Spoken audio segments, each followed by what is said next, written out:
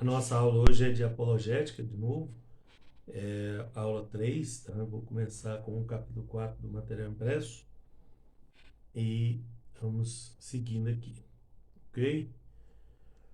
Bom, deve-se entender que a apologética, né, desde o princípio, ela envolve filosofia, tá?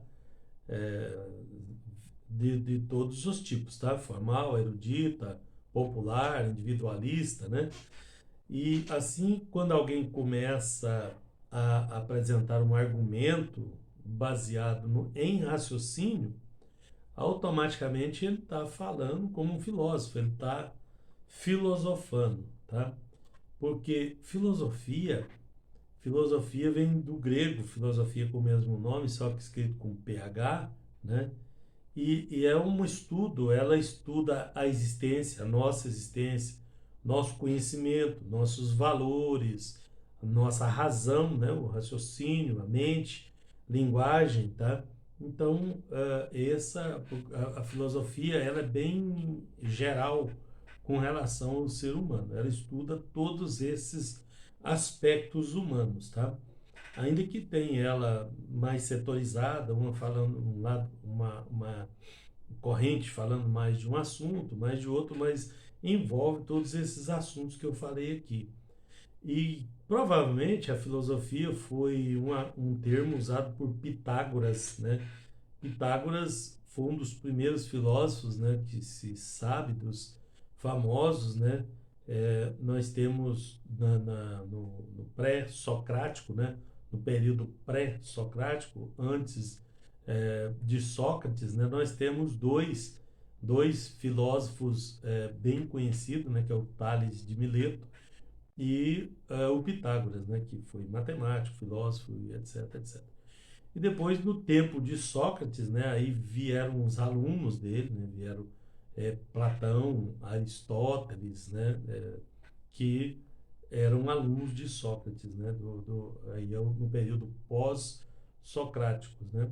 E teve muitos filósofos famosos no mundo, como Hobbes, como o René Descartes, que eu falei para vocês, que ele causou muito dano para a igreja, né, e e tem os modernos também, né? Que é o Spinoza, Leibniz, Locke, Berkeley, Hume, não vamos falar dele, Kant. Tá? Esses são os ícones da filosofia, vamos dizer assim. Tá?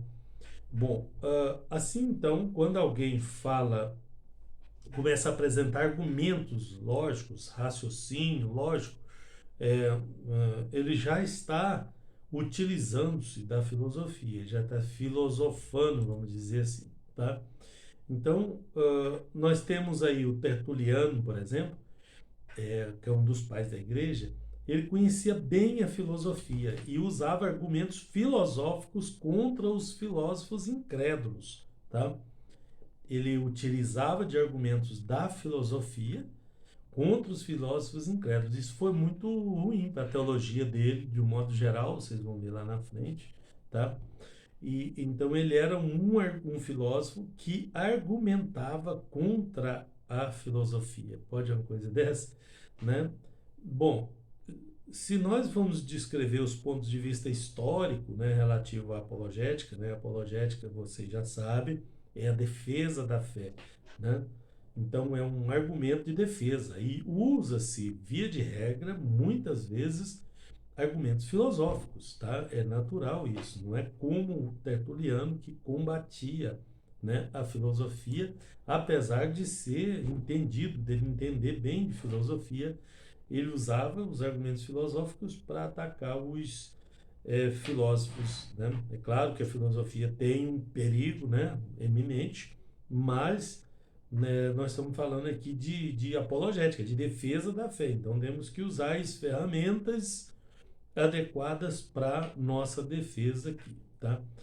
Bom, foram muitos os que vieram depois dele, né? Vários dos pais da igreja, inclusive, que pensavam sobre a filosofia, tá? Quanto mais uma pessoa se distancia da filosofia, menos valor ele dá à apologética, porque Apologética são argumentos racionais, com raciocínio, com inteligência, para defender a fé. Isso é filosofia, né? Isso é parte do estudo da filosofia. Então, eu poderia dizer para vocês que nós temos a boa filosofia e a má filosofia, a filosofia dos incrédulos, né? Com aquele raciocínio humano, perigoso, né? Tudo. Como qualquer outra área de estudos, nossos tem a área perigosa também, né? O conhecimento é um perigo, porque ele é libertador, né? E se ele for levado para o lado errado, né, para a direção errada, isso pode causar problemas, tá? Então, quanto mais uma pessoa ficar longe da filosofia, ele achar que a filosofia não é adequada para a apologética, mais longe ele vai ficar da apologética, porque ele não vai conseguir, né, racionalizar ou raciocinar racionalmente para fazer a sua defesa, tá? Então, é uma atividade legítima para os cristãos, sim, tá? A filosofia usada para apologia, né, para apologética, tá? Então, a apologética começa na pessoa de Jesus, né, que defendia seu ministério ante e implacável perseguição dos fariseus, né? Não era só dos fariseus, né? Mas aqui nós começamos pelos fariseus, né? Vocês estão conseguindo me ouvir direitinho aí, né? Se tiver algum problema, vocês me relatam aí, tá? Porque vocês estão com bloqueio aí, né? Eu não saberia, né, se não tiver, tá? Bom, de maneira simples e contundente, né, a verdadeira, e como Jesus levava a sua palavra à população cativa e sem esperanças, né, daqueles dias, ameaçava não apenas o status religioso, né, mas também o político dos líderes que eram, via de regra, eram fariseus, né, religiosos, né, que tinham uma religiosidade muito forte, tá? E com muitos elementos visuais, superficiais, muito mais do que espirituais, né? A gente vê isso até nas igrejas nos dias de hoje, tá? A fragilidade dos argumentos de defesa da fé das pessoas com coisas muito superficiais, muito visuais, vamos dizer assim, né? E muito menos do que os espirituais ou bíblicos, né? Ou com uma estrutura intelectual aí, tá? Então, não é incompatível, né, o raciocínio, a palavra de Deus com o racional, com o raciocínio, né?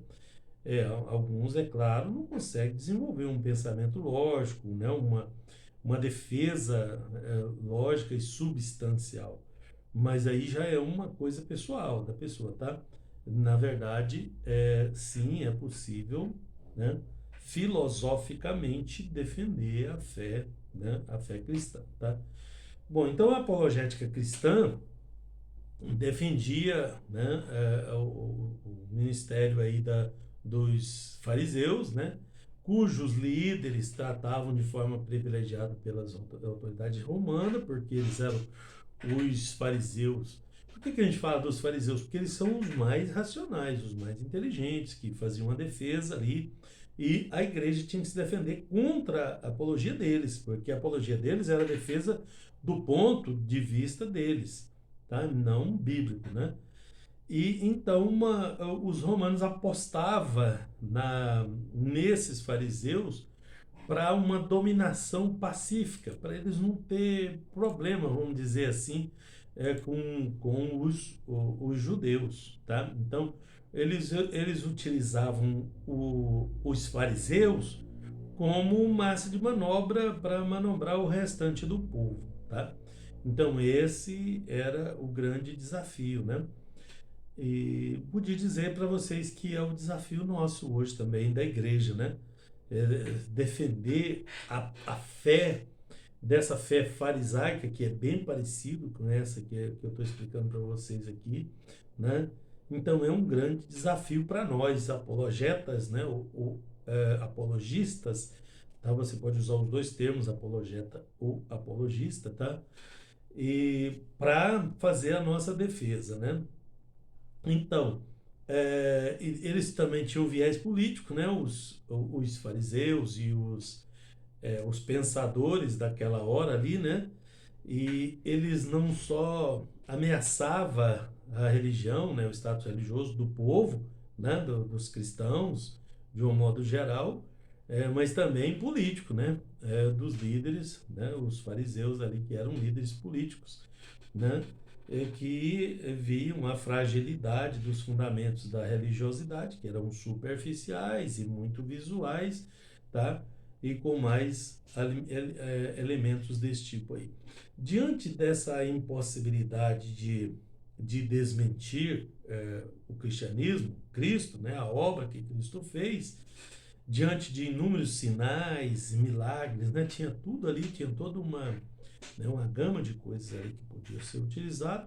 Não tinha outra forma de evitar a programação dos ensinamentos a não ser eliminando-os, né? E assim eles fizeram, né? Com a anuência do governador romano Pôncio Pilatos, que vocês já sabem, o Pôncio Pilatos era aquele prefeito da Judéia, né? Governador, prefeito, um político, né? Vindo de lá. Na verdade, o Herodes tinha 3 filhos, tá? E então dividiu, na morte de Herodes o Grande, o pai, dividiu o território que era governado por Herodes o Grande entre os seus 3 filhos, né? Então ficou desde lá da Galileia até na Idumeia, porque o Herodes era idumeu, tá? Dos filhos de Edom. Então, aquela área toda, né, que vai lá do deserto, lá do Golfo de Acaba, até lá no alto da Galiléia, na divisa com o Líbano, era tudo governado por Herodes, com a anuência de Roma. Herodes era idumeu, era parente dos judeus, mas ele era manipulado por Roma. Tá? Ele trabalhava para Roma e não para os judeus, mesmo sendo parente próximo aí dos filhos de Edom, inclusive, né? Então, e aí dividiu o reino em três províncias, né? A área dominada por Herodes foi dividida em 3 províncias. É importante eu falar isso para vocês entenderem onde é que entra o Pilatos, porque se dividiu a área do Herodes em 3 províncias, por que tem o Pilatos no meio, o Pôncio Pilatos? Pois é, logo no início do reinado, né, o imperador romano destituiu um dos filhos de Herodes, que é o Arquelau, né, tirou ele do governo. E com isso, o Império Romano, porque a Judéia era um barril de pólvora, era problemática, ele mandou um romano para tomar conta ali, que foi o Pilatos. É assim que entra ele como governador de um pedaço, só da parte da Judéia ali, tá? Ficando o Herodes um filho daqui e o outro Herodes o outro filho dali, tá? E o terceiro filho foi destituído por Roma e colocado o Pôncio Pilatos no lugar do terceiro filho, tá? Então no acordo era para ser os 3 filhos ali. Então esse Pôncio Pilatos, né, tinha um objetivo, né, junto com os fariseus, de combater, né? Não sei se ele não estava entendendo bem essa questão dos judeus, essa questão religiosa. Eles achavam que os romanos, de um modo geral, achavam que era só uma coisa, uma religiosidade, um fanatismo qualquer, tá? Até ele entender que isso era muito maior do que ele, né, do que ele poderia organizar as coisas, né? A coisa já estava bem andado ali, tá? Mas com a anuência dos fariseus, que eram os mais inteligentes e que eram também políticos, né? Aí na Judéia houve ali alguns problemas, tá? Ao contrário do que se imaginava, né? A morte de Jesus, né? Evitou, ao invés de eliminar a propagação do evangelho, foi fomentando ainda mais a fé cristã, né? depois da sua morte, Jesus ressuscitou, voltou a ministrar os seus discípulos naqueles 40 dias ali, ensinando eles sobre a unção, responsabilidade que cabia para a nova igreja que estava surgindo ali, que ele tinha estabelecido, que ele tinha montado, né? É, apologética cristã, então, deixa eu só retroagir um pouquinho aqui. Eu estou na página 45, no final da página 45 do seu material impresso. Ela se inicia na pessoa de Jesus, tá? Que defendia o seu ministério, né? O próprio Jesus fazia a sua apologética, né? A sua defesa da perseguição dos fariseus, e que vocês sabem que era o, o dominador ali, Roma dominava, mas os fariseus é que apoiava esse domínio aí, tá? Eles apostavam na dominação pacífica da Galileia, usando os próprios, né, o próprio povo da Galileia, tá? De maneira simples e contundente, né, e verdadeira, como Jesus levava a sua palavra cativa e sem esperança, né, daqueles dias, ameaçava não apenas a religião, o status religioso, mas político, porque eles trabalhavam, os fariseus, né, eles trabalhavam politicamente aí, né, contra na verdade eles trabalhavam a favor deles e acabava sendo contra o evangelho, né? Então, a religião tinha elementos muito visuais e muito superficiais, tá? Mais do que espirituais. Então, precisava de uma apologia mais profunda, mais adequada aí, né? Para alimentar tanto a alma quanto a inteligência, o intelecto. O culto racional envolve alimentar o intelecto também, tá? Não somente a alma, né? Então, algumas pessoas confundem isso aí, tá? Então, uma teologia muito simplista, muito superficial e visual, ela não alimenta o intelecto, é só, né, é só superficial, tá? Bom, diante da impossibilidade deles desmentir a Cristo, estou na página 46, né, diante dos inúmeros sinais, milagres que operavam por ele, não tinha outra forma de evitar a propagação dos ensinos, a não ser eliminando, né? Eliminando ele, né? Então procurar eliminar ele, né? E assim o fizeram, claro que ele se entregou, tá? E com a anuência do governador romano Pôncio Pilatos, tá? Sobre o Pôncio Pilatos eu expliquei na parte que vocês não conseguiram ouvir, depois vocês verem lá, tá? Como é que Pilatos entra nessa história aí, como que ele entra aí na Judéia. Ao contrário do que eles imaginavam, a morte de Cristo, ao invés de eliminar a propagação do Evangelho, né, foi botar, né, combustível no negócio e ficou, desenvolveu muito mais, tá? Depois da morte, né, Jesus ressuscitou, voltou a ministrar para os seus discípulos, né, ensinou sobre a unção, sobre a responsabilidade, né, e começou a dar instruções sobre a igreja, tá? Os apóstolos foram os seus principais apologistas, e na sequência o primeiro foi Jesus, depois os apóstolos, tá? Lembra que a apologia é a defesa da fé, tá? Então, os apóstolos faziam até essas cartas, eram apologias, tá? Todo o evangelho escrito era para defesa da fé, para manter, para suportar isso, tá? Bom, e tendo eles recebido a promessa do derramamento do Espírito, né, que aconteceu na festa de Pentecostes, após o Paulo, né, o apóstolo Paulo, né, apesar de não ter andado com Jesus, né, ele teve uma experiência impressionante aí, né, de vê-lo, né, de ver Jesus glorificado no caminho de Damasco. Parece que para Paulo foi mais interessante do que para os próprios apóstolos, porque os apóstolos viram ele trabalhando aqui no meio deles e tudo, né?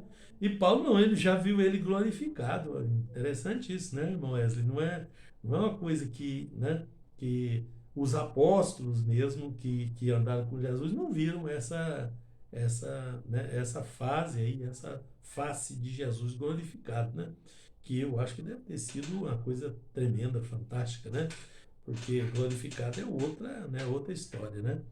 E isso aconteceu quando ele ainda era Saulo, né?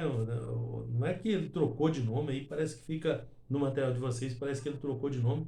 Paulo não trocou de nome, ele tinha um nome romano, porque ele tinha cidadania romana e tinha o nome de família, que era o mesmo nome, na verdade, só que era em outra língua, coisa assim, tá? Então, ele era fariseu, ferrenho, né? E vocês sabem que os fariseus aqui eram os, né, os aliados de Roma, né? E era perseguidor dos cristãos, né? Ele tornou-se, depois disso, um dos mais ferrenhos, mais fortes defensores, apologista ou apologeta, vocês podem usar os dois termos, tá? Qualquer um dos dois está certo, do primeiro século, né? E depois, né, do surgimento, do primeiro século depois do surgimento de Cristo, tá? No século seguinte, aí vem os pais da igreja, né? Com a propagação do evangelho, novos apologistas surgiram, né, ao redor da Galiléia, porque até o ano 100 foram até os últimos apóstolos no fim, né, o João ali até o ano 99, perto do ano 100, que ele morre, mas aí surgem os novos apologistas, os novos defensores da fé. E por incrível que pareça, né, os grandes apologistas começaram a aparecer no lado africano, né, no Egito, lá, talvez por causa de Alexandria, da biblioteca que tinha lá e tal, né, da facilidade que tinha, porque na Ásia era pior, né, porque no lado asiático, vocês sabem que Israel é no continente asiático, é um lugar chamado Ásia Menor, mas que faz parte do continente asiático, tá? E o evangelho se propagou para a Ásia Menor, para Anatólia, onde nós chamamos de Anatólia, que é onde é a Turquia hoje. Então teve muitos pais da igreja ali também. Mas começou tudo com os africanos, né? Com o lado africano, tá? Bom, então, alguns grandes apologistas foram apresentados aí no material de vocês, tá? E depois, lá na página 52, acho que é na 52, né? Pensamentos de alguns relevantes de alguns apologistas. Então, conhecendo como era a defesa da fé lá, até a intenção desse material é isso. É você pegar o que eles fizeram, né, de defesa, para se utilizar disso hoje, né, na nossa defesa. Porque o nosso trabalho principal é de apologista, né? Vocês já perceberam isso, né? Ao longo do nosso curso, porque para uma pessoa que vai se limitar a ficar ali na igreja, fazer uma pregaçãozinha aqui, uma pregaçãozinha ali, né? Ele é mais um propagador do evangelho, ele é mais um pregador do evangelho, um evangelista. Mas para vocês que são teólogos, aí já é um pouco mais, vocês já são defensores da fé. E tem uns de vocês aí que faz isso muito bem, né? Porque me fazem perguntas fortes aí, né? Coisas de interesse, né? De apologista mesmo, tá? Até os mais jovens, né? Como o Alexandre, que está aí, né, Alexandre? O Alexandre gosta de me apertar, viu, Wesley? De vez em quando ele me dá uma apertada aí que chega, sai água. Isso é muito bom, por quê? Porque nós, e vocês, no caso, são os apologistas de hoje, né? Nós temos que defender a fé, né? Nós temos que defender os nossos princípios. E uma pessoa comum, um crente comum, com a superficialidade que tem dos ensinos nas igrejas e tudo, não é capaz de fazer uma boa apologia. Vocês sabem disso, né? De levar isso até o intelecto. Eu só levo até na alma ali, só né, no superficial mesmo, no visual, tal, tá? Isso é muito bom, eu não estou dizendo que é ruim, não, tá? Eu só estou dizendo que é preciso mais, né? E no caso do apologista, ele vai oferecer, ele tem mais a oferecer, tá? Tanto na hora da ministração, como também nos escritos, né? Daqui a pouco vocês começam a querer escrever livro também, já começa, né, a escrever artigos, o pensamento. Agora nós temos a internet, então precisamos de apologistas ativos, urgente, para a igreja, tá? Que prestem serviço à igreja, que prestem um bom serviço à igreja, tá? Bom, vamos começar com o Tertuliano, porque ele é emblemático, ele foi do primeiro século após Cristo, né, que é o segundo século, na verdade, e ele supunha que a filosofia era produto da mente pagã. Inclusive, ele estudou filosofia antes de se converter ao evangelho, tá? E com esse pensamento, né, Ele dizia que era, por causa disso, era inútil, né? A filosofia era inútil para a defesa da fé. E isso, é claro, equivale a ignorar a base bíblica da apologética, né? E que não há razão pela qual não se possa haver uma atividade filosófica cristã, tá?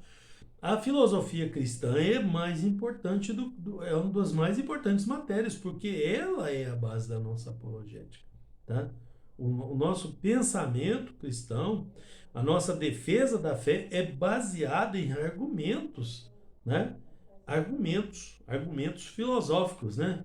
Porque, deixa eu repetir o que é filosofia para vocês, então. Filosofia é uma ciência, é um estudo, né? É a ciência que estuda, tá? Tem gente que fala que não é ciência, né? Porque é só o estudo disso, né?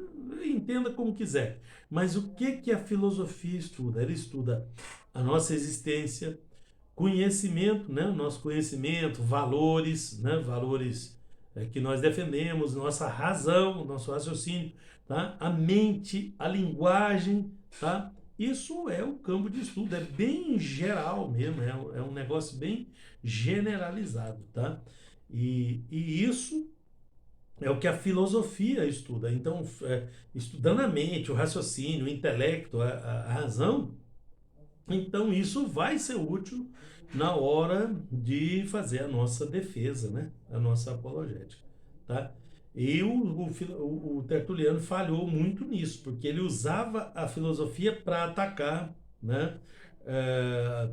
Para defender, né? Ele falava que isso era demoníaco e tudo, né? Para se defender. Então, quando ele usava isso, ele já estava usando de filosofia e combatendo a filosofia. Então, não ficou bom, né? Não convencia as outras pessoas. Porque o apologeta, né? Ele tem que convencer as pessoas, né? Ele tem que convencer com argumentos, né? Bom, se a razão vem da parte de Deus, se alguém usa ela de maneira sistemática, então ele já é um filósofo, né? Já está filosofando, né? Ele se utiliza de um dom de Deus, né? Que é a filosofia, tá? Então, é claro que tem a boa filosofia e filosofia má, já disse isso para vocês, tá? Mas aqui nós temos que usar ela para o lado correto, né? Isso, qualquer outra matéria pode ser feita assim. Se você pegar na teologia sistemática, todas elas dão brecha para ir para o lado ruim ou para o lado bom, tá? Então não é a matéria que é ruim ou que é boa, né? A forma de utilização dela é que vai dar esse ou aquele resultado, tá? E a filosofia é assim. Nós temos uma rejeição muito grande à filosofia. E vocês sabem que é por isso que a maioria dos obreiros rejeitam a teologia, tá? Porque ela é composta de pressupostos e argumentos filosóficos. E aí, não, mas a filosofia é do diabo, tá? Como pregavam que tantas coisas eram do diabo aí, ao invés de usar isso, né? O raciocínio lógico, o entender o pensamento, entender a razão da forma bíblica. Isso é tremendo, é isso que nós estamos procurando, né? É isso que nós estamos investigando, tá? Então, o Tertuliano errou nisso. Depois vem os alexandrinos, que é o que eu falei para vocês da África, né? Que é o Clemente, que é Orígenes e que tem muitos outros ali, tá? Dos pais da igreja, que foram apologetas ou apologistas que vieram do continente africano, que Alexandria era a capital do Egito, tá? Bom, de propósito, né, propositalmente, eles usavam a filosofia platônica e estoica. Platônica, o Platão já era da segunda, né, da segunda escola filosófica, tá? Porque a primeira escola filosófica mais antiga, tá, era de Tales de Mileto e Pitágoras, tá? Então, depois desses aí veio Sócrates, né? Então nós temos os pré-socráticos, que é o Tales de Mileto e o Pitágoras, tá? E os pós-socráticos, né? Os depois de Sócrates, que são os alunos dele, que eu, no caso, veio aí Platão, que era aluno dele, Aristóteles, Cícero e outros filósofos importantes aí, tá? E no lado da igreja, né, dos cristãos, vemos aí os nossos pais da igreja, Clemente, né, Orígenes, né, esses aí de Alexandria. Tá? Eles usavam essa filosofia, lembrando que esses pós-socráticos é daquele período de 400 anos entre o Velho e o Novo Testamento, tá? 400 anos antes da vinda de Cristo, esses grandes filósofos aí, tá? Platão, Aristóteles, Cícero e outros dessa época aí, tá? Antes, né, na era, nos primeiros lá, iniciais, isso era antes dos 400 anos, mas não era muito antes não, né? O mais antigo aí é 600 e pouco anos, que é o Tales de Mileto, tá? Bom, e aí qualquer pessoa que tenha estudado filosofia, né, ele pode usá-la para definir, aclarar ou aprimorar os seus conhecimentos teológicos. É o que pregavam os alexandrinos. Porque os alexandrinos tinham uma formação melhor também, eles tinham aquela escola lá, tinha aquela biblioteca, né, de Ptolomeu e por aí vai, tá? Um teólogo que tem estudado filosofia, ele pode tornar-se um melhor teólogo, tá? É claro que tem que evitar os abusos, né, em todas as áreas, né? Já disse isso para vocês, tá? Mas se ele tem uma ferramenta poderosa dessa, ele pode utilizá-la para o bem, né, para utilizar na sua defesa, né, na sua apologia.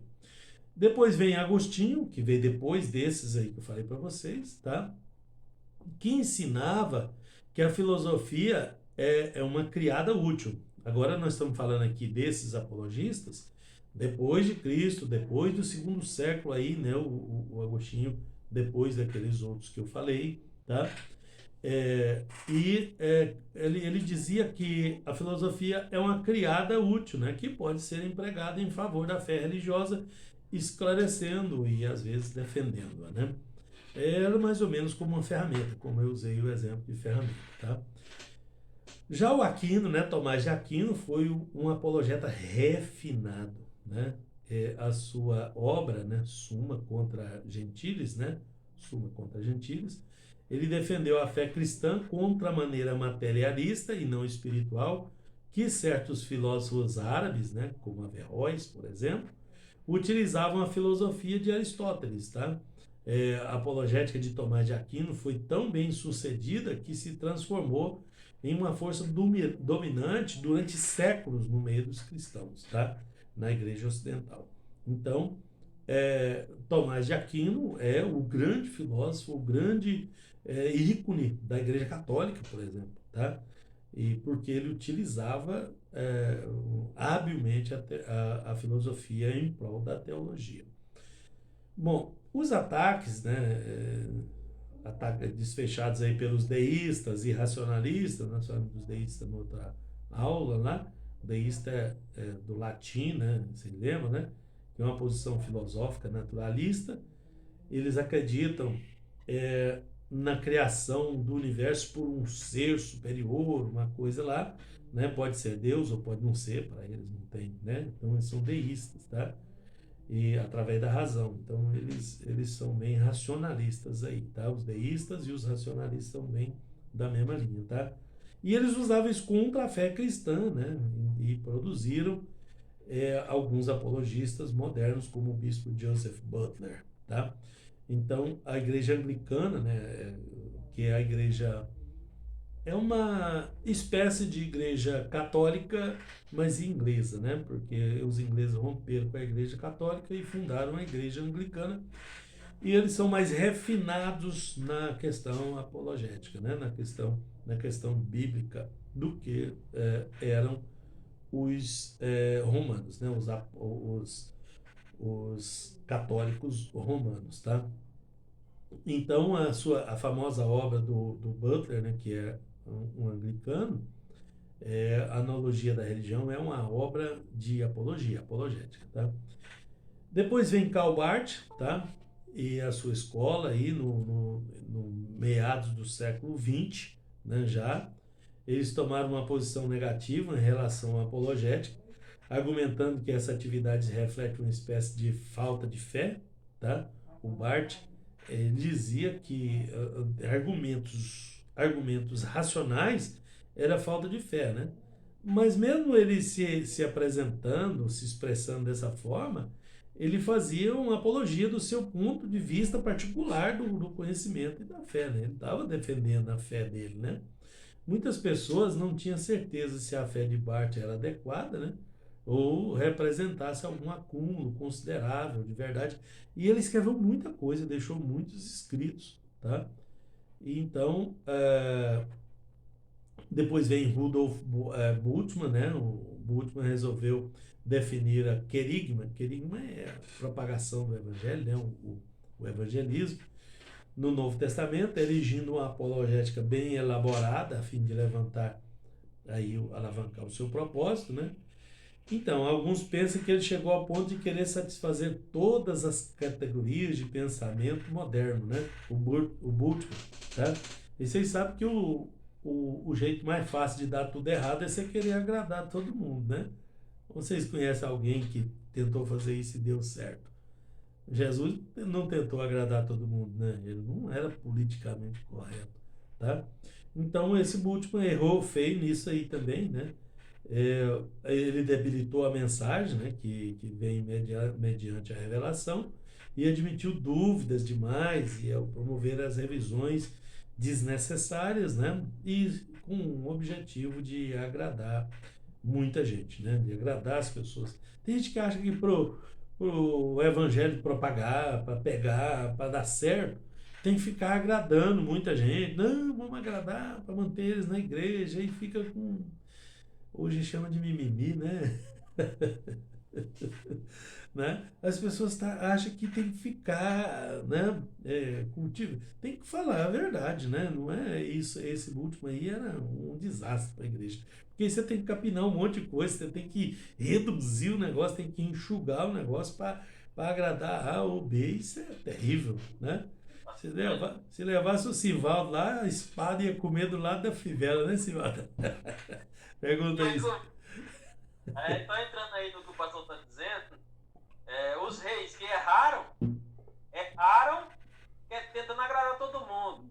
Foi. E Arão errou tentando agradar o povo. E assim vai, só deixa aí. É só querer agradar todo mundo que dá tudo errado, né? Não precisa fazer mais nada, é só querer agradar todo mundo, tá? Deus abençoe todo mundo aí. Amém. Fala aí, Wesley. Tem outra nomenclatura aí para alguns tipos de crente do século XXI, Nutella. Que é Nutella, rapaz, tinha esquecido desse detalhe. É o nome comercial, né, Wesley? Desses crentes. Tem um caboclo que falou para mim assim, ó, não entendo esse negócio de ter que sofrer por causa do evangelho. Eu falei, você não entendeu, eu nem já sou conversão. Você não entendeu o evangelho, então, né? Tomar as coisas por ele seguir. Então. Bom, então quando a igreja enfrenta ataques dos ateus, dos agnósticos, né? Lembra dos agnósticos que eu falei? Tá aí também, vocês podem revisar aí, tá? Dos radicais empiristas, né? Positivistas, relativistas, tantoístas aí que vem no meio, né? Então, a apologética então é considerado um ramo importante da teologia cristã, tá? Nunca é bastante dizer a fé somente, porque a própria fé é definida por uma atividade de defesa dela. Você vai precisar defender ela em algum momento, tá? Então precisa de fé. Mas é o que eu venho insistindo com vocês. A gente tem que alimentar o exterior, a alma da pessoa, mas ele tem que ser convencido na mente. Se você não ganhar a cabeça da pessoa, ele é um cristão falso. Daqui a pouco ele se afasta do evangelho porque aquilo não entrou no intelecto dele, né? Não entrou na mente dele, não impregnou a mente dele. Então é importante a apologia, né? A apologética, tá?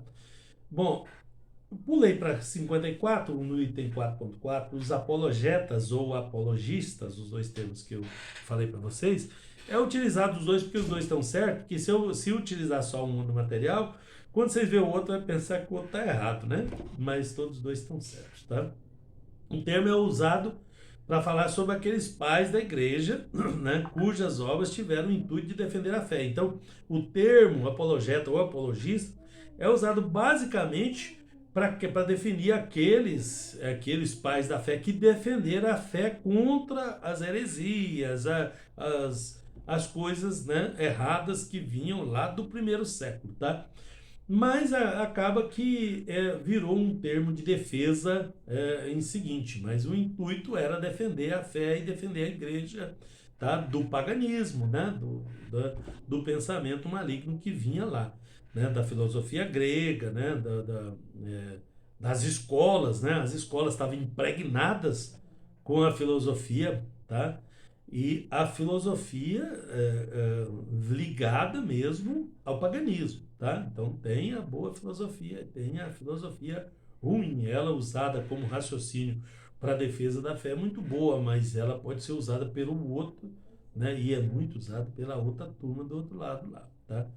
Bom, então como é óbvio, né? Muitos cristãos e depois disso e até nos dias de hoje, né, podem ser chamados de apologetas, tá? Mas quando usamos a palavra os apologetas, né, aí nós estamos falando daqueles primeiros lá que defenderam o cristianismo diante do judaísmo, do paganismo, da filosofia, e aquelas coisas todas, tá? Bom, vemos aí a pregação de Pedro, tá? No item 1 da página 54, veio do século II, né, da era cristã, livro de autor desconhecido que defendeu o cristianismo diante do judaísmo e do paganismo. Então era um livro que falava da pregação de Pedro, não é o livro de 2 Pedro, não é o livro de, não, as cartas de Pedro, é um livro, né, que não sabemos quem é o autor, né, que defendia a fé e o cristianismo, né, diante do judaísmo e do paganismo, tá? Tem também o Quadratus, tá? Um livro em defesa do cristianismo contra os abusos do Estado romano, mais ou menos na mesma época do outro, tá? Foi apresentado ao imperador, ao Adriano, na época, tá? Na esperança de obter um tratamento melhor para os cristãos por parte das autoridades romanas. Então, era um livro apologético, defendendo a fé, defendendo a igreja. Foi feito por uma pessoa zeloso que queria defender o cristianismo e entregou para o imperador Adriano com o objetivo de achar uma melhor colocação, um melhor tratamento para os cristãos da época, tá?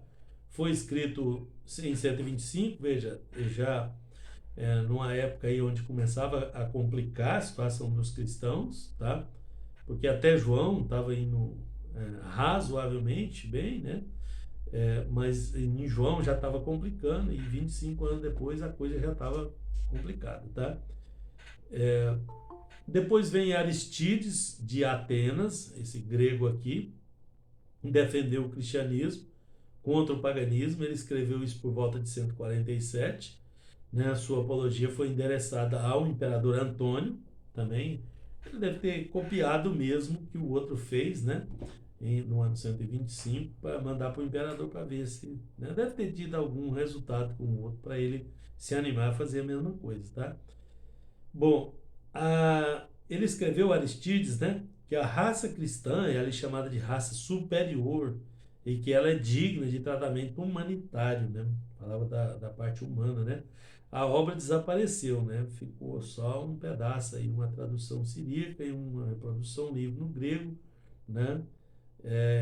A obra ataca as formas de adoração entre os caldeus, tá? Os gregos, os egípcios e até os judeus, né? Exaltando o cristianismo acima de todas essas formas aí, tanto quanto a própria adoração, e inclusive quanto a moral, né? A ética, a cidadania, a forma de viver. O cristianismo tem uma característica muito superior a essas formas de adoração que tinha lá esses povos antigos, tá? Bom, depois vem Justino, né, o mártir, 150, né, depois de Cristo. Foi endereçada também ao imperador, né, Adriano e Marco Aurélio. Ele tomava a posição de que a filosofia grega, né, apesar de útil, ela era incompleta, né, e que esse produto não terminado é aperfeiçoado e suplantado em Cristo e sua revelação.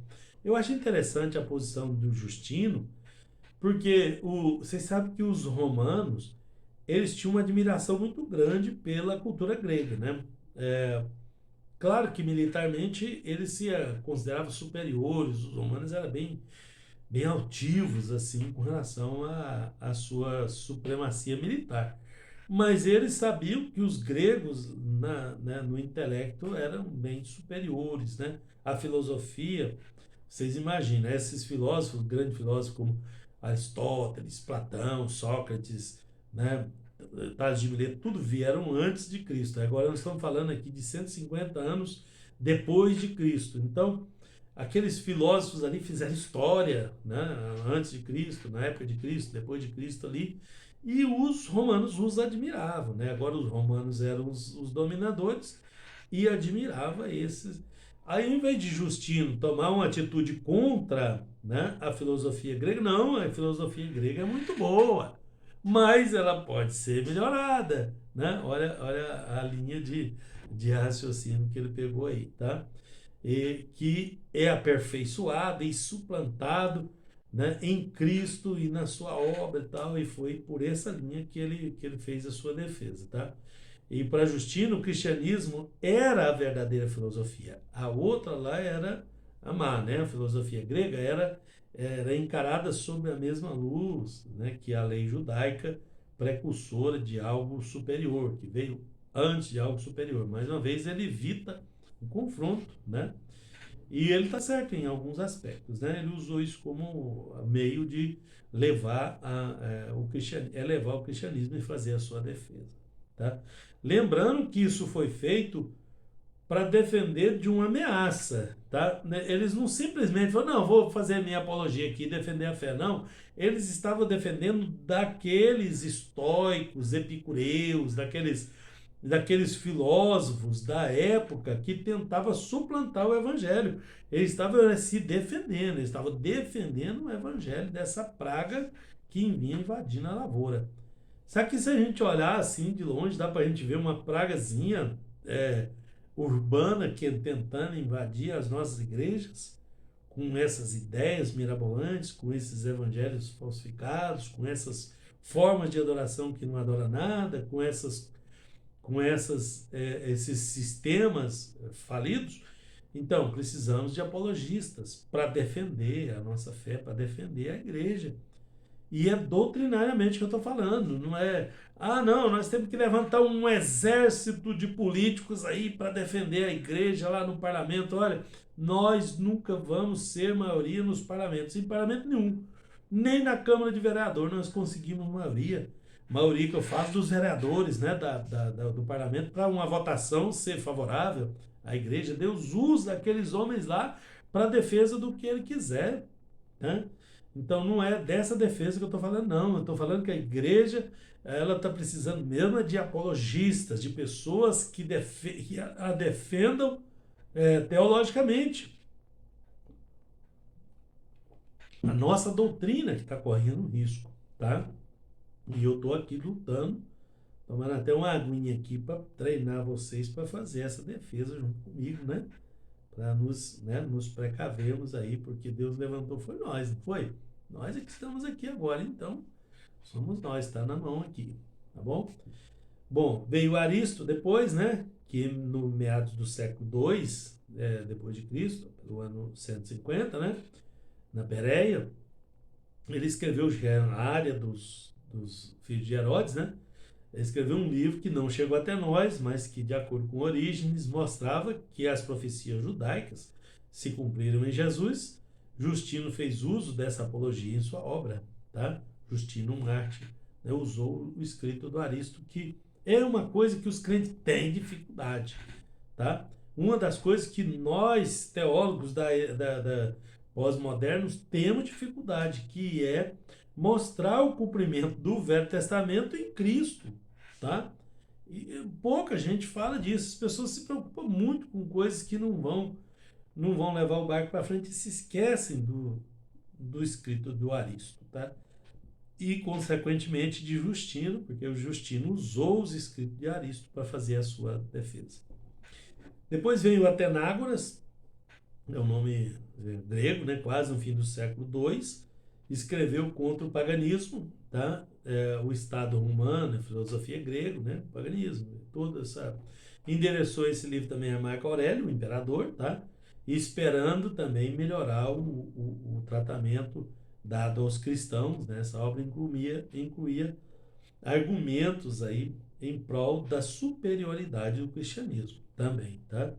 E aqui eles tinham uma mesma linha de pensamento, alguns deles pensavam bem parecido uns com os outros. Depois vem o Taciano, que era discípulo de Justino, né? Exibiu um considerável antagonismo contra a filosofia grega. É diferente de alguns que eles não atacavam a filosofia, mas colocava a filosofia cristã como superior e tal. Né? Esse aqui não, ele não fazia essa questão não. Ele já dizia que não, né, a filosofia grega estava tudo errado, tá? Então o Taciano ele usava essa linha aí. Depois o Teófilo, né, de Antioquia da Síria, porque tinha na outra Antioquia na Psídia, tá? Que escreveu um pouco mais tarde, né, e seguiu o mesmo rumo, o mesmo caminho de Taciano aí, tá? Depois vem o Félix, né, Minúcio Félix, em contraste com Taciano, ele procurou demonstrar que os cristãos são os melhores filósofos, tá? Quando os filósofos são bons, parecem-se mais com os cristãos, tá? Com a boa filosofia vai estudar a ética, vai estudar o raciocínio, vai estudar a existência. Se ele for cristão, ele vai ter uma filosofia superior. Era nessa linha de pensamento que o Félix pregava, tá? O Tertuliano, que eu já falei para vocês lá no início, né, ele atacou a filosofia com argumentos filosóficos, né? E nunca perdoaram ele por isso, né? Foi um erro, né? Alguns não usaram essa linha aí, porque você pega um negócio que está na moda, que está aí, né? Tá todo mundo, aí você ataca isso, né? Tiro no pé às vezes, né? Você quer convencer as pessoas, você não precisa se aliar a elas, não precisa diminuir o seu pensamento. É só não atacar o do outro, né? Vai pelo seu. Né? Mas que vale mais ou menos você é um pregador do evangelho. Você chega lá num idólatra. Você chega lá, em vez de pregar o evangelho, a obra de Cristo e tudo, você vai atacar as idolatrias que você está vendo pendurado na parede dele lá. Já pensou o desastre que vai acontecer? Foi esse desastre que aconteceu com o Tertuliano, tá? Então ele não foi muito bem aceito. Bom, considerava ele, né, o Tertuliano, ele tem muitos escritos muito importantes, tá? Considerava a filosofia produto da mente pagã, né? Então era para ele inútil para a fé, que nós vimos que não é bem assim, né? Depois vem Irineu, né? Irineu de Lyon, bem como seu discípulo Hipólito, né? Que era discípulo dele, defendeu o cristianismo contra os gnósticos. Hoje tem pouca gente entendendo isso, né? Não sabe nem o que é o gnóstico, né? E eu já até falei isso para vocês e deixo para vocês investigarem o gnosticismo, tá? E a sua obra principal, por que eu estou falando isso? Porque o gnosticismo é um problema para nós hoje também, né? Disfarçado com outra cara, com outra roupagem, né? Com multimídia, com bytes, né? Mas o gnóstico está aí, firme e forte, tá? Então Irineu, ele defendeu o cristianismo contra o gnosticismo, tá? Que era muito poderoso na sua época, e eu afirmo para vocês que também o é no nosso tempo, tá? A sua obra principal contra as heresias, né, foi de 180 depois de Cristo, já terminando o segundo século, tá? O original grego se perdeu, né? Ficou alguns fragmentos, portanto, somente preservado dos escritos de Hipólito, né? Que era o discípulo dele, tá? Eusébio e Epifânio também escreveram algumas coisas, todavia a obra foi preservada inteira em uma tradução latina, tá? Em latim tinha uma obra inteira, trata... Isso deve estar em algum museu hoje, né? Porque ela ficou preservada. Hoje eles têm um sistema de preservação, mesmo com materiais degradáveis, eles evitam a degradação, tirando o oxigênio do ambiente, usando recursos modernos, né? Então, trata-se da mais completa declaração acerca das fantasias gnósticas, que é de extrema importância para nós. A sua exposição pode ser chamada de primeira exposição sistemática. Ele sistematizou, né, as coisas aí, né, as crenças cristãs, tá? Irineu foi um dos mais influentes cristãos, né, da igreja antinicena, né, antes do concílio de Nicéia, tá? Antinicena. Depois vem Arnóbio, né? Arnóbio 300 depois de Cristo, aí já pula lá para o século seguinte, né? Tinha a filosofia, não, 2 séculos à frente, né? Tinha a filosofia e a razão humana em baixo conceito, tá? Atacou a ideia platônica, né, da pré-existência da alma e defendeu o criacionismo. Sua obra principal é A Diversos Gêneros. Isso aqui está muito longe de vir aquele material de Darwin, tá? Darwin é que se espelhou nesses escritos de Arnóbio aqui, e, tá? Mas ainda tá bem longe, nós estamos no ano 300 ainda, o Charles Darwin veio bem na frente, depois a gente fala sobre ele. O Lactâncio e o Eusébio de Cesareia, tá? Deram continuação à tradição apologética, exaltando o cristianismo, tá? Em face ao paganismo e ao judaísmo. O problema maior para esse aqui de Cesareia, aqui dentro do próprio termo de Israel, tá?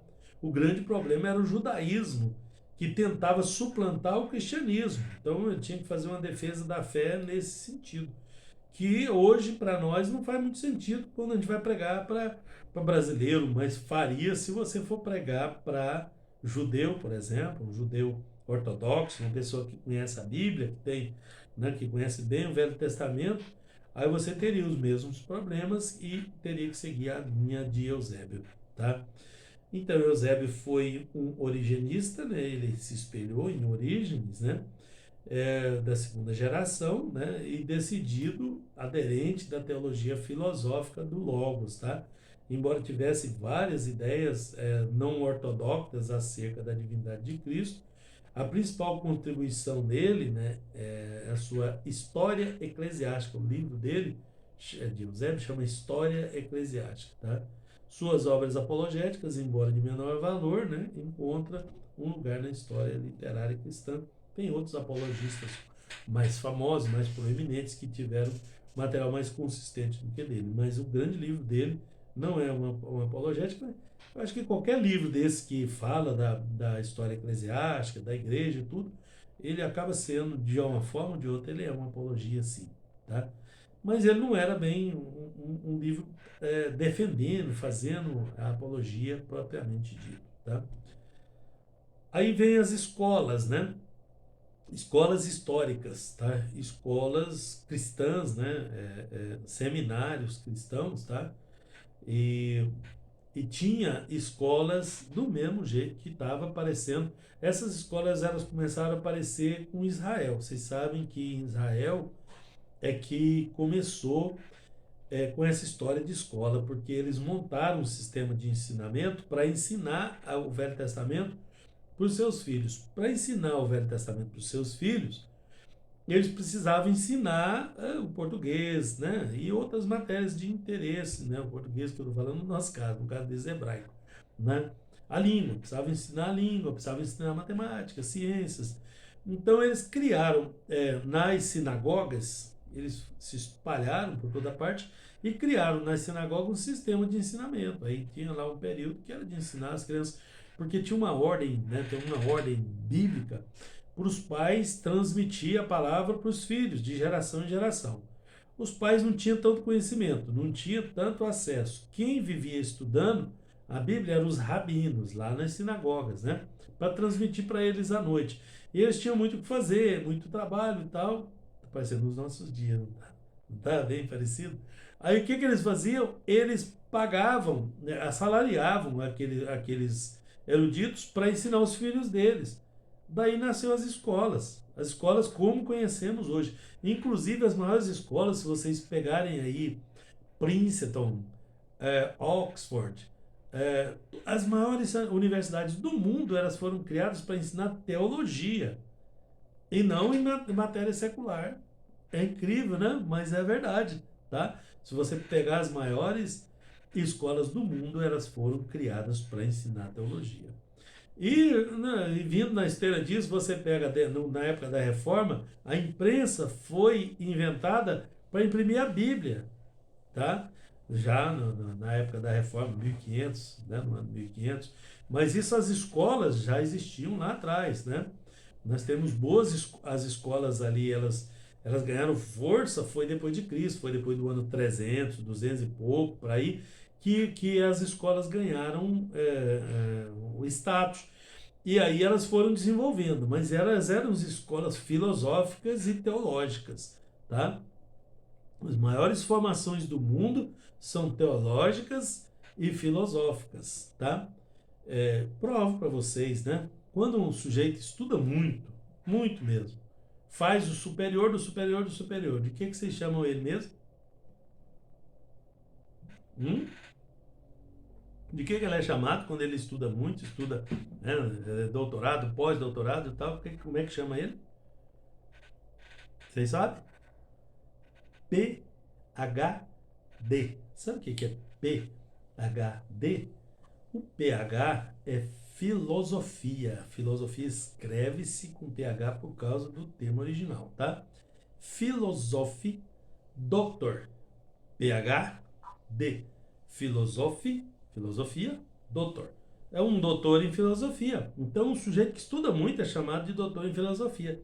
O que muita gente não sabe é que temos também o THD, que é o Theology Doctor, doutor em teologia, tá? Que tem status quo tanto quanto o PhD. E são só esses dois, né? Basicamente. Hoje o povo copia com outras, né? Com outras Pastor coisas. Júnior, Sim. então o senhor é PhD. Não, TH, né? De teologia. THD. Não chega tanto, mas é a linha que eu vou que eu vou trilhando, né? Que é de teologia. Doutor em teologia, tá? Que tem estudo específico nessas grandes universidades, tem, tá? Essas inglesas, americanas, alemãs e por aí vai, tá? Aqui no Brasil que é difícil, né? Você só acha na Igreja Católica e alguma, né? E muito difícil você achar um curso mais avançado nessa área aqui, tá? Bom, então nós temos as escolas divididas em duas classes, subjetivas e objetivas. Isso, escola desses pensadores, né? De apologética, tá? A subjetiva. Essa escola inclui grandes pensadores como Lutero, tá? Pascal, Lessing, né? Kierkegaard, Brunner e Barth, tá? Geralmente expressam a dúvida de que o descrente possam ser levados a crer através de argumentos, tá? Ressaltam, pelo contrário, a experiência pessoal ímpar da graça, o encontro interior e subjetivo com Deus. O encontro interior é o contrário, né? Mas é uma experiência pessoal, tal, né? Como nós sabemos. No nosso sistema evangélico, cristão, por falta de um conhecimento mais profundo, só se valoriza mesmo a experiência pessoal, né? Da graça com o encontro superior e subjetivo com Deus, tá? Aquela crença através de argumentos é quase nula no nosso meio. Vocês concordam comigo? Que ela é quase nula? Uma crença com base em argumentos sólidos e racionais é muito raro, né? No meu caso já aconteceu alguns, né? Tem aí alguns obreiros que eles vieram para a fé por causa de argumentos teológicos, né? Eles vieram incrédulos, né? Tem um deles que ele veio espírita para a igreja, ele ficou sabendo que eu conseguia argumentar e ele começou a vir nos cultos de ensino, né? Tinha uma moça da igreja que trabalhava junto com ele estudava muito o espiritismo, a filosofia e por aí vai. E ele começou a ir na igreja, quando eu ainda estava lá no Jardim Célia Maria, em Aparecida, tá? E aí o que aconteceu? Ele foi se convencendo, eu percebi que ele era uma pessoa muito sábia, né? E comecei a trabalhar acima do nível que eu estava trabalhando com os irmãos, para ganhar ele pelo intelecto, e aconteceu, né? Então esse é um caso raro, né? De acontecer, porque normalmente a pessoa tem a experiência pessoal, na graça, subjetivo, encontro pessoal, e muitos crentes consideram que é só essa forma de evangelizar e da pessoa crer, mas não, tem a outra forma, que é a forma de crer através do ouvir a palavra, né? Do argumento teológico também, tá? É claro que essa outra também é formada pelo ouvir, mas essa aqui é muito mais profunda, essa forma que eu estou falando aqui. Parece que tinha uma pergunta aí? Vai, Sivaldo, solta aí a pérola de hoje. Ele já vem rindo, né? Eu tava falando aí de argumento. Sim. E o argumento é muito importante pelo seguinte, porque você já tem os argumentos formados tudo lá dentro da palavra, dentro da Bíblia. Tá mais fácil hoje. Exatamente.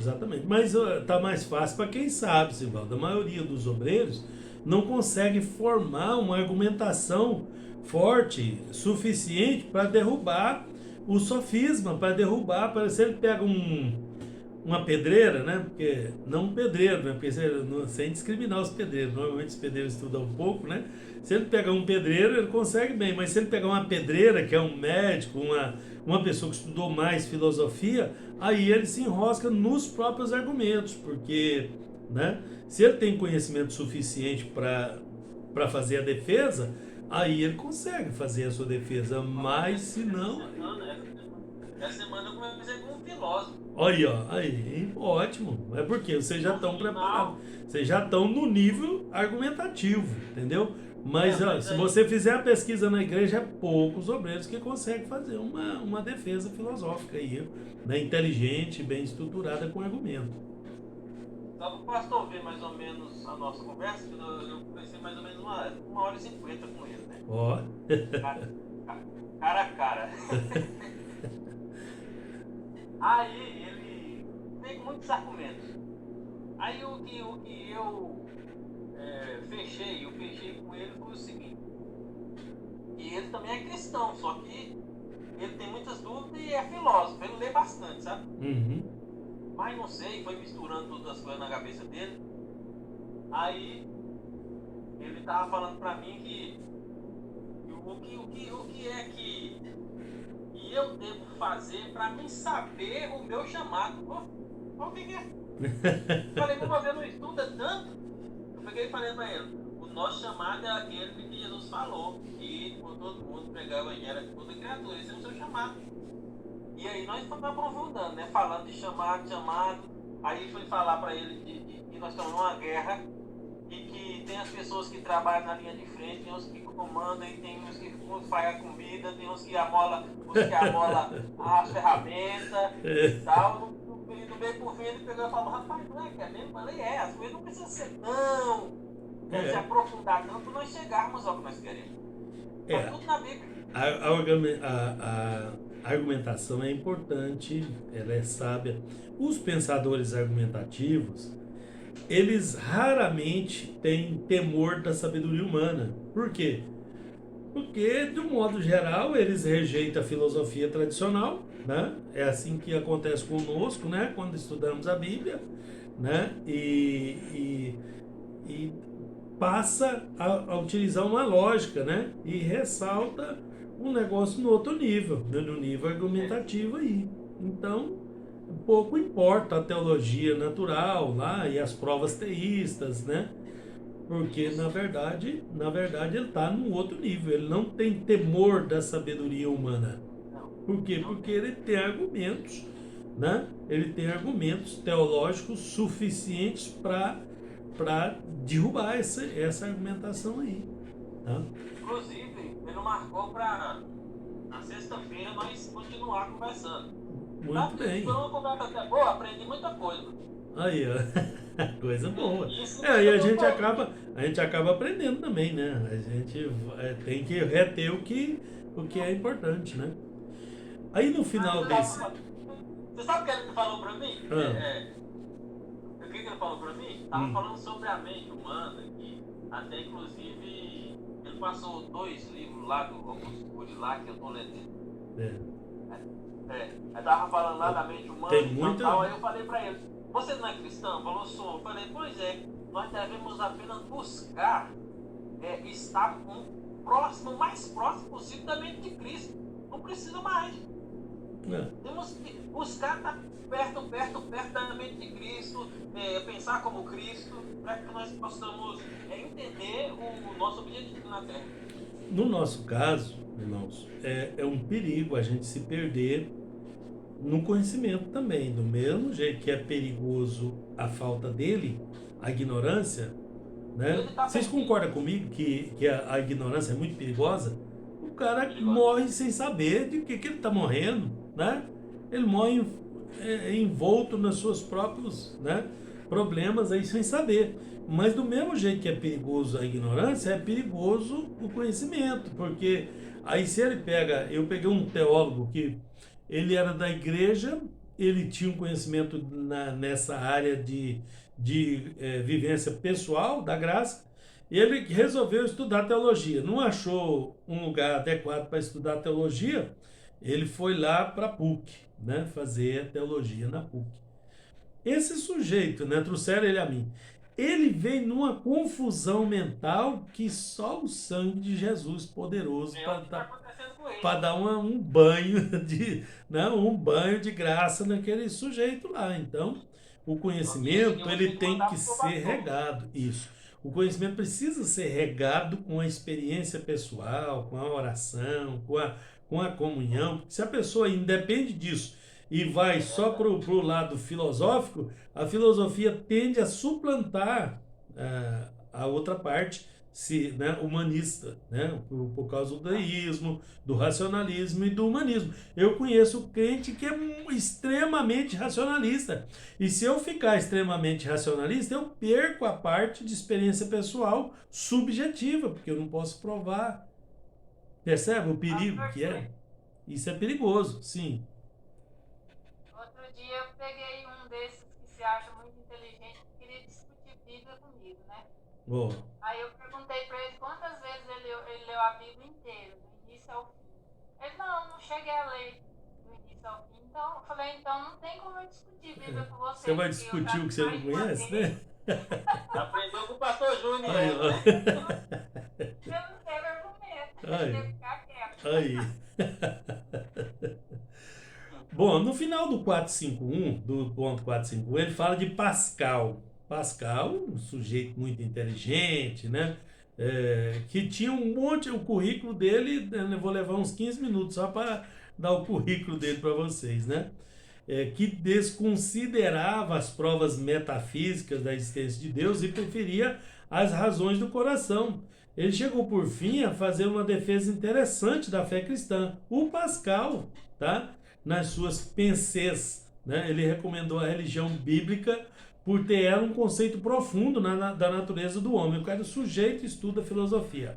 Quando ele pega a Bíblia e ele começa a ler a Bíblia, ele percebe que tudo o que ele estava estudando lá só faz sentido com o que está escrito na Bíblia. Foi o que aconteceu com Pascal. Não sei se ele se converteu, mas ele recomendava para as pessoas, olha, a religião bíblica é a melhor solução. Ela tem um conceito elevado e profundo da natureza do homem. O perigo é que um sujeito como Pascal, né, se ele não tivesse convertido, ele é tão racionalista que ele fala, não, aquilo lá é muito bom, mas é só muito bom, não é o conceito que nós temos de salvação, de vida eterna e toda aquela coisa, é só um conceito racional, inteligente, tá?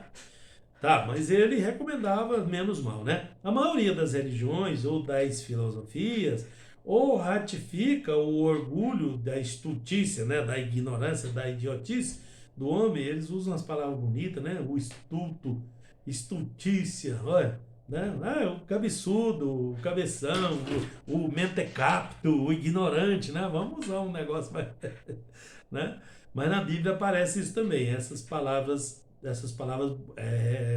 mais refinadas, né, para evitar aquele conceito de discriminação que agora nos nossos dias nós temos que, além de aprender a pregar, aprender a filosofar, aprender a apologética, a defender a nossa fé, nós ainda temos que nos defender das leis dos homens, que conforme for o jeito que eu pregar, eu posso sair preso da igreja. pode um trem desse? Né? Pô, não, você usou uma palavra lá que, né, aquela palavra lá, né, não podia ter usado e tal. E aí você tem que entender disso também, né? Entender de leis humanas para não ter problema aí, né? De ser processado e ter que pagar, né, multas caríssimas e coisas desse tipo, tá? Bom, somente o cristianismo estabelece a verdadeira grandeza do homem através da doutrina da imagem de Deus. Essa você não vai ver isso em lugar nenhum, a não ser no cristianismo, né? Que o homem fora feito à imagem de Deus, tá? Então a grandeza do homem está nisso, né? Ao passo que também, ao mesmo tempo, ela explica as tendências malignas através da doutrina da queda, né? Na doutrina da queda mostra a tendência má do próprio ser humano, né? Então a Bíblia não alisa ninguém, mas é por isso que esses próprios filósofos indicavam a Bíblia, né? Vocês sabem que todos eles estudam a Bíblia, né? Vocês estão cientes disso, né? Que todos eles observam a Bíblia, né? Tanto legisladores como pensadores, etc., todos estudam a Bíblia. A questão está no ponto de vista. Então, nossos apologetas, que eu citei ali algumas coisas deles, tá? Eles defendiam a fé. Esses filósofos, eles defendiam a Bíblia, só o escrito da Bíblia, não a fé propriamente dita, tá? Porque eles tinham as suas reservas racionais, né, para evitar o problema deles aceitar a fé e tal. Eles têm, tá? Mas um apologista com uma boa argumentação, ele derruba a argumentação desses, né, desses humanistas aí, tá? Bom, e temos também a escola objetiva, aquela outra subjetiva, agora a objetiva. Deixa eu adiantar aqui que o tempo está pouco, né? Essa escola coloca o problema da averiguação claramente no âmbito dos fatos mais objetivos, tá? Enfatiza as realidades externas, né? As provas teístas, né? Os milagres, profecias, a Bíblia, a pessoa de Cristo, tá? Existe, no entanto, uma distinção crucial entre as escolas dentro do campo objetivista, tá? Temos a escola de teologia natural, eu vou citar as outras aqui. Entre todos os grupos, essa aí de teologia natural adota uma visão mais animada em relação ao humano, né, a pessoa humana. Inclui alguns pensadores que são dessa escola objetiva, que é Tomás de Aquino, um ícone na igreja, tá? O Butler, tá? E o Tennant e o Paley, né? O Paley, né? William Paley, tá? Para o português é Paley, mas para o inglês é Paley, né? Por trás de todos esses pensadores há uma tradição empírica na filosofia que remonta lá ao Aristóteles, né? Eles têm um pensamento parecido, mas são mais objetivos, mais da revelação, mais da experiência, tá? Esses pensadores, eles creem no pecado original, mas raras vezes eles questionam a competência da razão na filosofia, tá? E é possível que o raciocínio tenha sido enfraquecido pela queda, né? Mas, por certo, não foi gravemente aleijado. É o pensamento dessa escola, tá? Tomás de Aquino, né, ele procurava pontos de concordância entre filosofia e religião, tá? Insistindo em que a existência de Deus podia ser demonstrada pela razão, né? Mas que também era revelada nas escrituras. Aqui nós temos um perigo, né? Eu conheço alguns pensadores, eu desisti de uma escola teológica por isso, viu, irmãos? Eu entrei numa escola teológica e lá tinha uns filósofos formados naquelas universidades que eu falei para vocês, e que eles eram contratados para vir ministrar a filosofia da religião na igreja, né? Em Campinas, tá? E eu tive um desprazer de ver alguns deles pregar algumas coisas muito distonantes da nossa forma, né, de crer, tá? E aí eu achei mais prudente eu desistir do que estava sendo ensinado lá. Então isso aí, sendo ensinado dentro das nossas igrejas, você já pensou o tamanho do problema, o tamanho do tijolo, né, do jabuti, eles chamam de jabuti hoje, o trem que atrapalha tudo ali, né? No meio das nossas escolas teológicas, tá? Então nós temos que tomar um certo cuidado aí com relação à filosofia, né? Os professores de filosofia da religião principalmente, né? Porque pode ter tendências, né? Para esse ou para aquele caminho, tá? Apesar que eu procuro ficar isento com vocês, não gosto muito de dar a minha opinião pessoal, porque eu gosto de falar o que está acontecendo aqui e ali e vocês tomar as próprias decisões de vocês.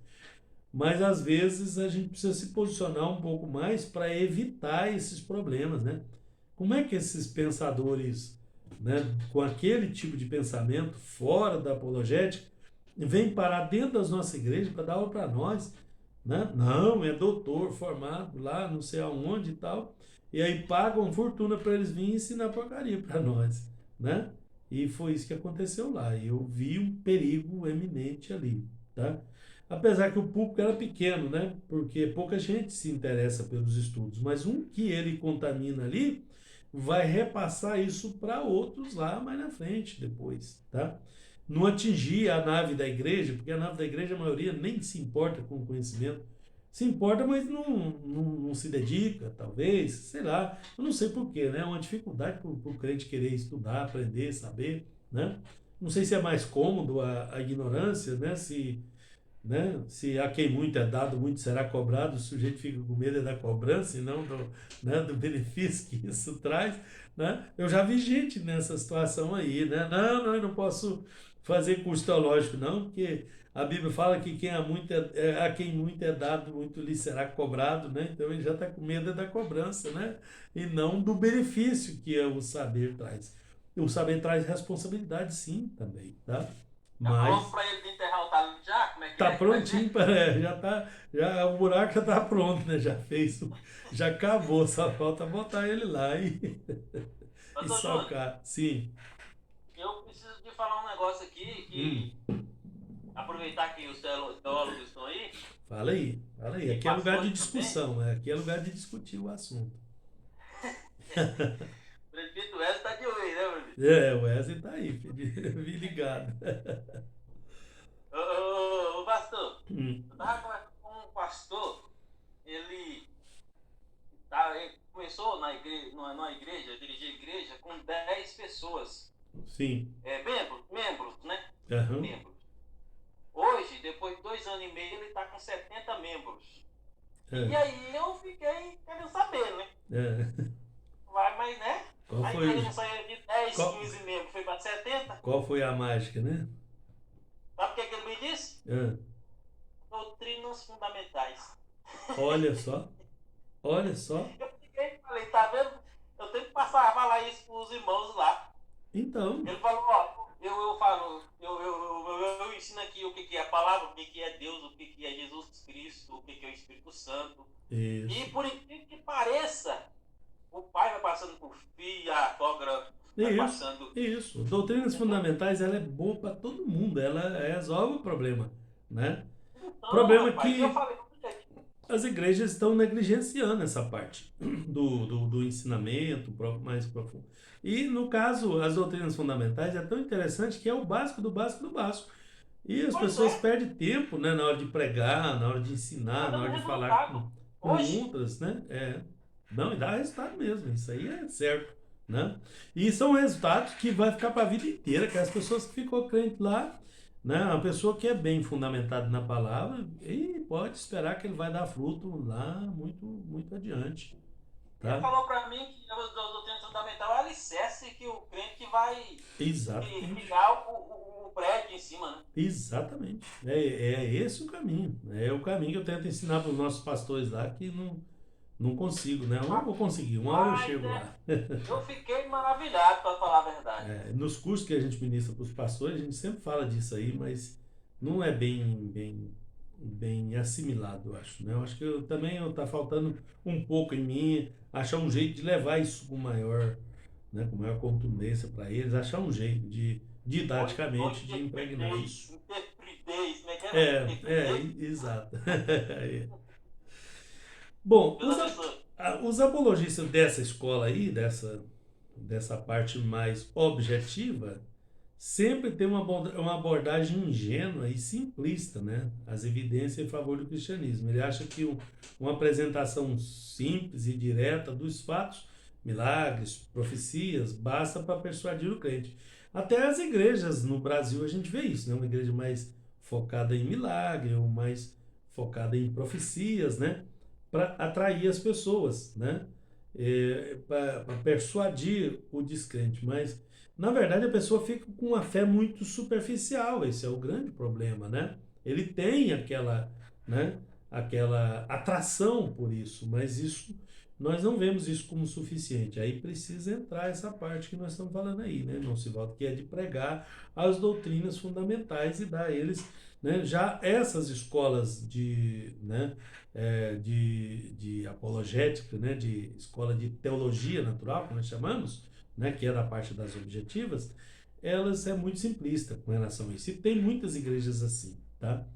Principalmente essas igrejinhas clandestinas. Eu falo clandestina porque elas aparecem aqui, né? Eles montam a igrejinha ali, não tem uma estrutura, não tem uma legalização nem nada, então elas acabam sendo clandestinas no sentido de governo mesmo, né? De instituição. Depois vem, dentro desses objetivos, vem a escola da revelação, que é diferente da teologia natural, tá? Ela inclui gigantes da fé, como Agostinho, por exemplo. Agostinho né? Tem umas coisas do Agostinho que eu não concordo muito, não. É claro também que ele não tinha o material de pesquisa que eu tenho, né? Ele não tinha como saber, ele tinha que fazer uma análise própria. Eu tenho N pessoas para investigar e tirar a minha própria conclusão. O Agostinho não tinha, né? Então, mas ele é um gigante, o Agostinho é um gigante da igreja no sentido teológico. Ele e Calvino, né, eram para mim uns grandes aí, né? Não sou calvinista, mas Calvino deixou um legado no sentido soteriológico, porque o problema do calvinismo e arminianismo é só soteriologia, tá? É só na questão da salvação. Tá? As outras coisas aí, Calvino é um gigante também. O Kuyper, né? É o Carnel também, tá? São gigantes. Esses pensadores geralmente reconhecem que as evidências objetivas, que são os milagres, as provas da existência de Deus, as profecias, né? São importantes na tarefa apologética, tá? Mas insistem que o homem não regenerado não pode ser convertido meramente pelo fato de ser exposto somente a essas provas, porque o pecado enfraqueceu gravemente o raciocínio humano. Então nós temos a teologia natural, que acha que só isso é suficiente. A escola da revelação, que acha que precisa mais para ele ser revelado, né? Mais revelação para que o raciocínio seja alimentado. Nessa escola aí é que entra Agostinho, Calvino e outros. Tá? Bom, será necessário então um ato especial do Espírito Santo para permitir que essas evidências sejam eficazes e precisa, né, levar isso adiante, tá? Não se deve tirar dessa ideia a conclusão de que a escola de revelação considera sem valor as evidências externas. Não é bem isso, tá? Pelo contrário, a obra do Espírito pressupõe a Bíblia e o Jesus Cristo histórico, né, o Jesus histórico, como externo, né? Embora a fé seja em grande medida algo criado, né, pelo Espírito Santo, permanece a verdade que não se pode tê-la à parte dos fatos. A fé vem pelo ouvir, tá? A fé precisa, né, de base, né, de uma base bem defendida aí para que ela suporte, tá? Ela é iniciada pelo Espírito Santo, mas ela é suportada, né, por esse conhecimento que vem em seguida, tá? O Espírito Santo é causa suficiente para a fé, tá? Os fatos, né, são uma causa necessária para que ela possa... Porque a fé também ela é móvel, né? Você pode aumentar a fé ou diminuir, né? Você tem a fé, o Espírito Santo te deu o dom da fé, mas o que você faz com ela? Que tanto que tem, né? Então, essa escola aqui é crer nesse sentido aqui, tá? A escola da revelação, ela extrai a sua percepção tanto da escola subjetiva quanto da teologia natural. Ela absorve, não, Precisa dessa experiência pessoal, precisa dessa teologia natural, precisa dessa coisa, mas precisa também de uma revelação que é através da palavra, através de crescimento nesse aspecto aí, tá? Bom, depois vem o surgimento da apologética moderna. Eu vou terminar com a apologética moderna hoje, tá? Na página 59, termina aí no finalzinho da 59, né? O 4.6. O trabalho de Butler, né, na obra intitulada Analogia da Religião, quer dizer, vai fazer uma analogia disso, né? Foi largamente considerado uma obra fundamental para responder aos desafios da religião natural, né, apregoada pelos deístas. Vocês lembram dos deístas lá que nós falamos? Aí tem, tá? Do deísmo, a crença que Deus que Deus é uma força superior, que é provada pela razão e tal, né? Esse é o deísmo, né? Que nós falamos lá para vocês, né?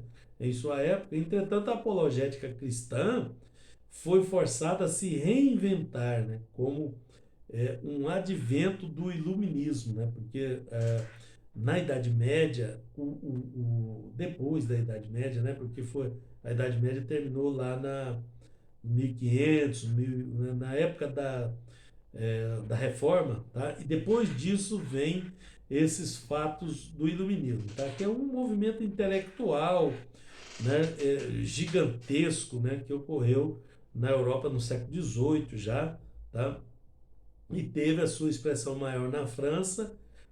Ali o grande ícone era o Descartes, que eu falei para vocês, o René Descartes, no ataque ao cristianismo. Mas o iluminismo foi uma série de coisas culturais, sociais, de modificações, né? Um movimento intelectual. Ali mudou as artes, ali mudou a música, né? Vocês pegam os grandes compositores, escritores e tudo aí dessa geração iluminista aí, foi um avanço assim de 1 para 100, alguma coisa desse tipo aí. Então, na verdade, foi um despertar que o mundo sofreu. Isso, a princípio, se os teólogos, se a igreja estivesse bem preparada, nessa época, a igreja estava bem raquídica, ela estava bem corrupta, né, bem corrompida, né? Isso era apenas aí 200, 300 anos depois da reforma, e a igreja já tinha se contaminado novamente, né? Porque a reforma aconteceu por causa desse enfraquecimento da igreja.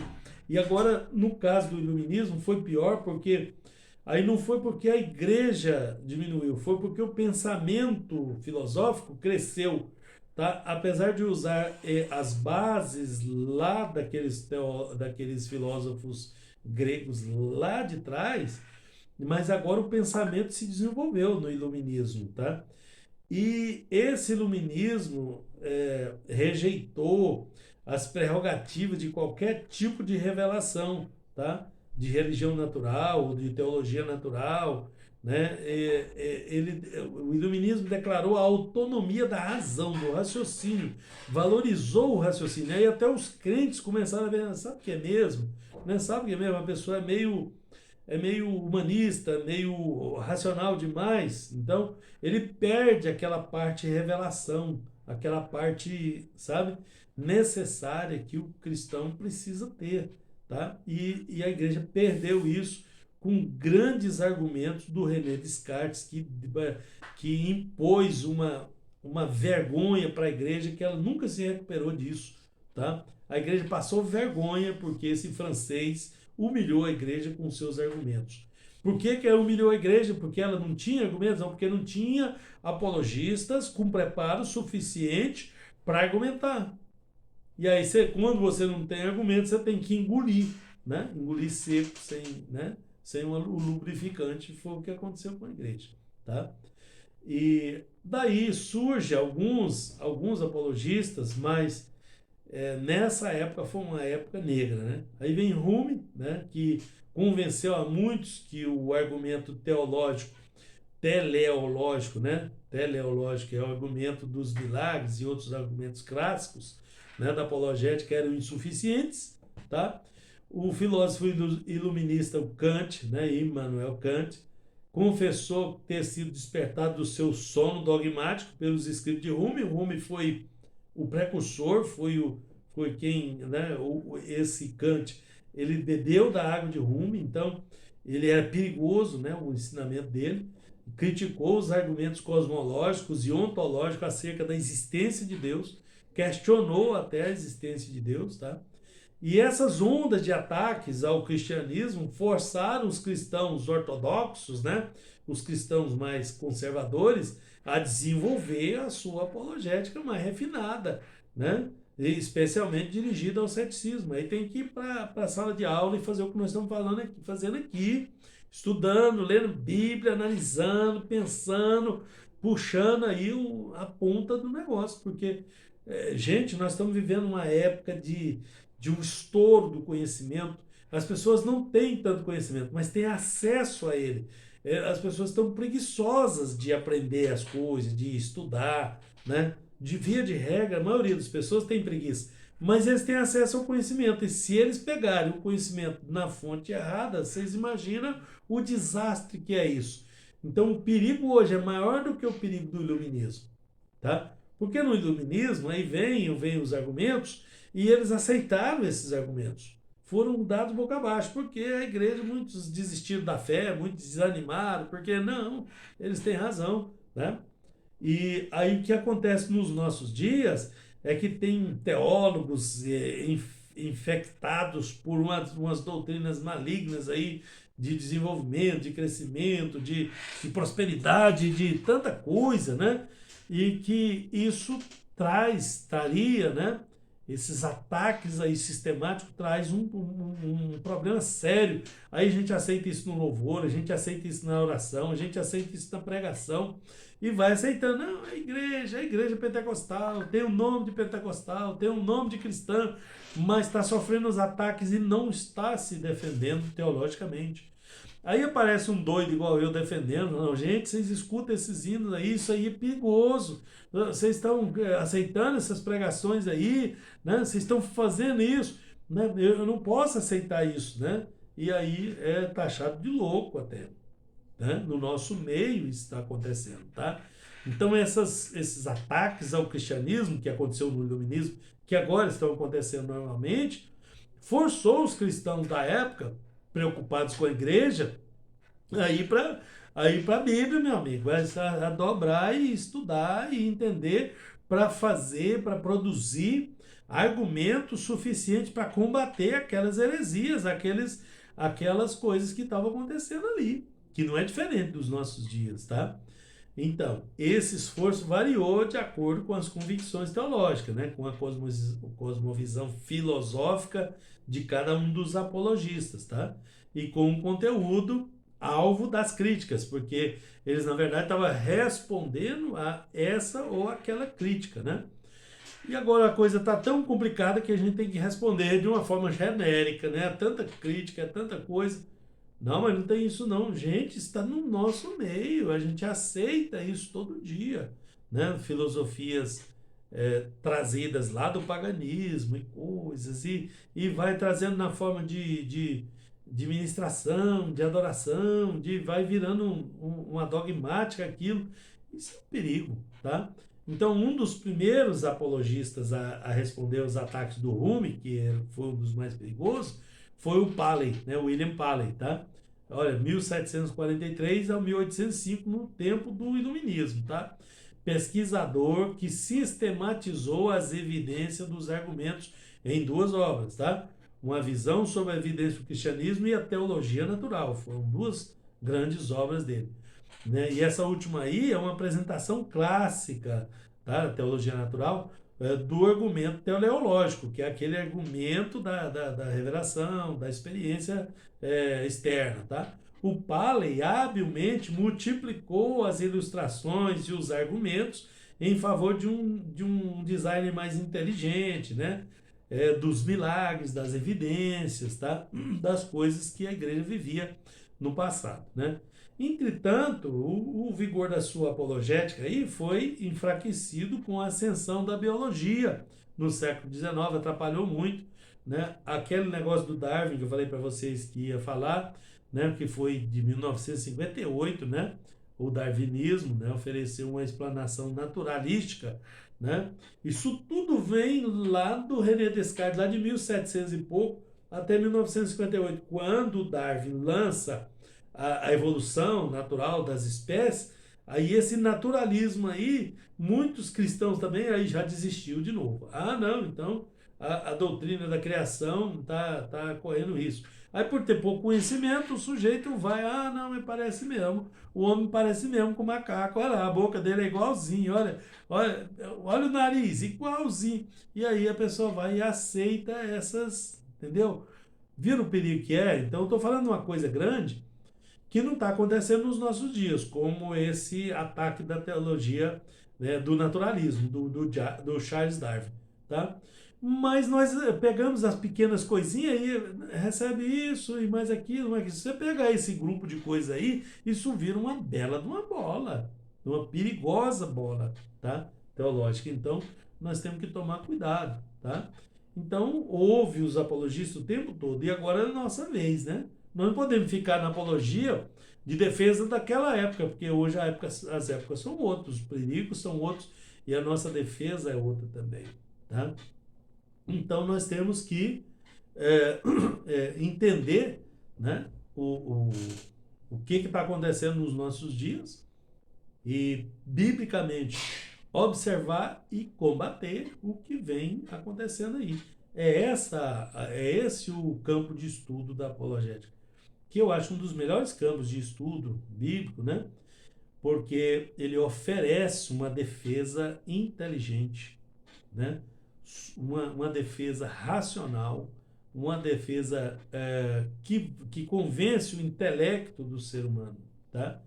E por isso nós precisamos estudar isso melhor, né? E ter uma melhor posição com relação a isso. Na outra aula a gente vai avançar um pouquinho sobre isso. Nós vamos ter mais uma aula ainda, daí daqui no mês de julho nós vamos ter umas fériasinhas, tá? E depois eu vou continuar avisando vocês. A gente volta só lá no mês de agosto, né? Como eu já tinha dito para vocês, já combinei lá com a editora também isso, tá? Então nós vamos ter aí um recesso, mas ainda temos mais uma aula, tá? Na outra segunda-feira. E aí eu vou avançar um pouquinho mais nisso aqui. Eu sei que é uma matéria que é meio assim, tem tanta coisa, vocês vão precisar revisar e tudo, mas eu queria cutucar vocês aí para despertar aí, né? Para dar aquele, né, Wesley? Peraí, eu preciso, né? Eu tenho que estudar mais, olhar mais, prestar mais atenção, porque isso aí pode atingir a igreja, e se atingir a igreja pode me atingir também, né? E está perigoso, tá? Eu queria despertar vocês para isso com a matéria de apologética. E ela é uma matéria bem ampla, né? Vocês podem, tem muito subsídio aí no seu material aí, né? Na bibliografia aí, nos dados bibliográficos, tem muito material bom e importante, né? Porque agora até para estudar a gente tem que escolher o que estudar, porque é tanta coisa, né? Tá bom? Então, eu vou terminar por aqui hoje e Deus abençoe vocês, né? E hoje tá difícil até de fazer pergunta, né? De formular as perguntas, né? Porque a matéria é uma matéria meio dura, né? Meio difícil né? Eu sei que é uma coisa, mas é necessário, tá? Nós precisamos crescer com isso, aprender mais na palavra de Deus para não ficar sujeito a esses ataques aí, né? Do inimigo que usa as pessoas lá para tentar nos destruir. A parte que vocês não ouviram está gravada, eu vou deixar no grupo para vocês, tá? Ok? Perguntas?